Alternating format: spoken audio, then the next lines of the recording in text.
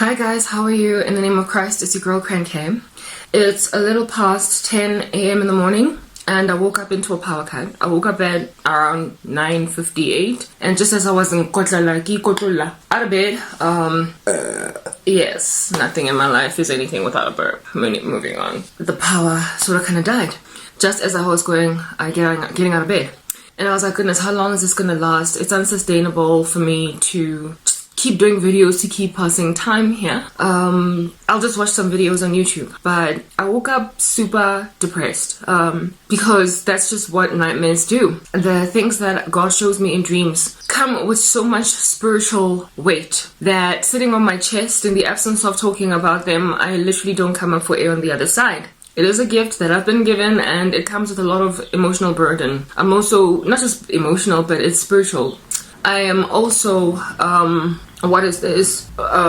precisely because of my prophetic gifting, extremely demonically attacked a lot. So I wake up almost as if though a building has collapsed on me and I have got to like squeeze and wiggle my way out from under the debris. And the way that I do that is through these videos. There are dire straits in this country spiritually, and people on the ground have no idea just how bad it is.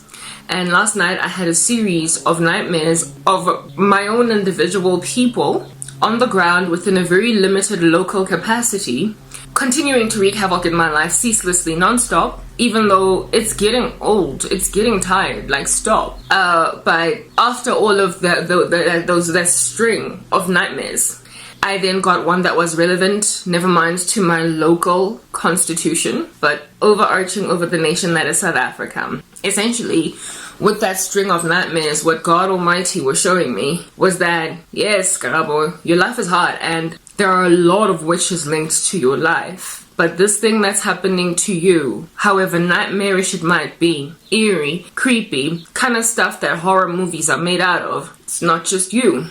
It's like the whole of South Africa is an arena. Literally an arena. I am going to try and take my time to explain what I saw and also the situation on the ground, what it really looks like. And I'm going to do it, of course, in multiple parts, and this is the first one. My mother has gone, I believe, to church or whatever. And so I've decided to use the house because every so often I want to feel like I'm living a normal life even though I'm not. So I don't want to record from like a bankrupt environment, decrepit and all that jazz. But this here is a simulation in my life. These living conditions that you guys are looking at are more a simulation than they are reality. Literally, like in the movie The Matrix, where the reality is these bunkers, this decrepit, like broken off from the Matrix world that doesn't have the best food, it doesn't have the best infrastructure, and people can't even breathe in it but for some kind of source of oxygen. And everybody there is always in a state of war and they're always running from something. That is the reality. So my back room is basically the plugged out state out of the Matrix. It's shoddy, there's nothing seemly or comely about it. Sufficient enough for you to, hang around, gaze your eyes around it since it is so aesthetically pleasing. But it is the only reality that is acceptable if at all you're going to be freed from deception. I live in squalor, but my squalor is the only acceptable state currently because this environment that I'm in is a simulation. It is fake. It is the Matrix. It's not a reality.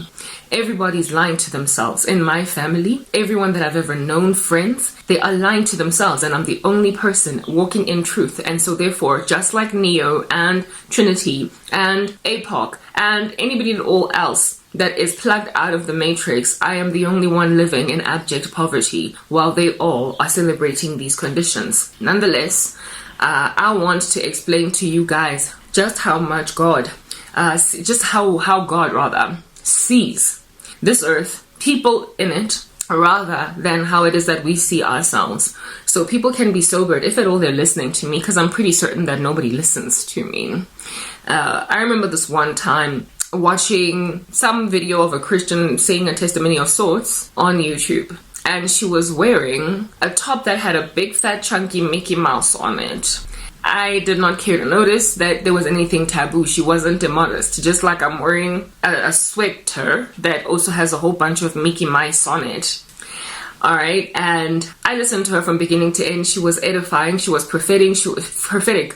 She was speaking things that really were like, goosebumps sort of kind of raising on my skin. And I went down the comments section to read what people think about what she's saying, and there was this guy there that literally, like a bullet out of nowhere, a bat out of hell, went on to mock her for wearing a shirt that has got symbols of Satan on it, or something ominous on it. And for me, I responded on his comment on that's just the problem with the current world. You are so busy unpacking and picking away at symbols and all that jazz in the media, subliminal messages and all these things, very conspiratorially so, checking out every last, eye of Horus thingy-bobby that a celebrity does. You are so busy looking at that and creating this, these guys all belong to Satan. They worship the devil. Look at Disney. Look at the subliminal messaging inside Disney and how it is that they are,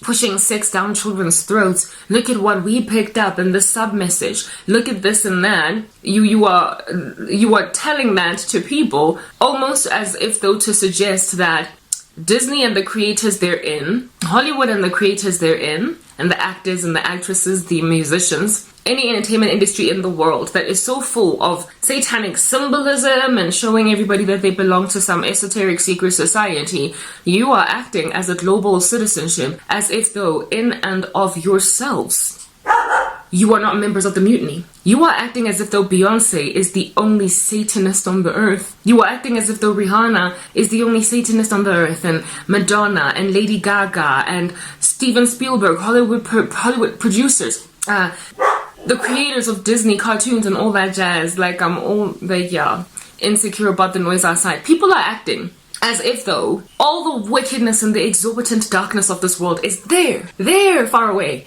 And we get to see it because these people are obviously of Satan. These people are obviously of Satan. These people are obviously of Satan. And these people are obviously of Satan. Without gauging rightly that even in your own ecosystem, you are either in and of yourself of Satan, or you are a victim under a great amount of tumult by someone that is of Satan. That it is so ubiquitously widespread that it rears its head in different forms. And in Hollywood, it just so happens to be symbolizing a whole bunch with triangles and what have you. And that you need to also look within oneself as to whether or not you belong to the army of the devil, or if you belong to the army of Jesus. Because Satan manifests himself in very different ways across countries and across industries. Nonetheless, he manifests himself. And he knows how to take a local community that appears kind of innocuous and make out of it a little tiny bubbling brook as nefarious as that which you would find, a little tiny bubbling brook of witchcraft, of sorcery, of darkness that is literally a small little progeny and offspring of what you find there in the entertainment industry. The whole world is satanic, and it is indeed essentially like an arena, do you understand, for the devil. And you sitting in some corner of Johannesburg doing certain things are literally no holier or no more righteous than Lady Gaga, than some ominous display of esoteric symbolism that you would find in a music video by Cardi B. You make out of yourselves, you want to believe that Cardi B is in a lot more trouble spiritually than you. And so you like to watch these people, these little exposés done by men and women on the ground that might either be Christian or unbelievers, highlighting the incredible satanism of the entertainment industry, and think that you are removed from it. Let's move to the next part.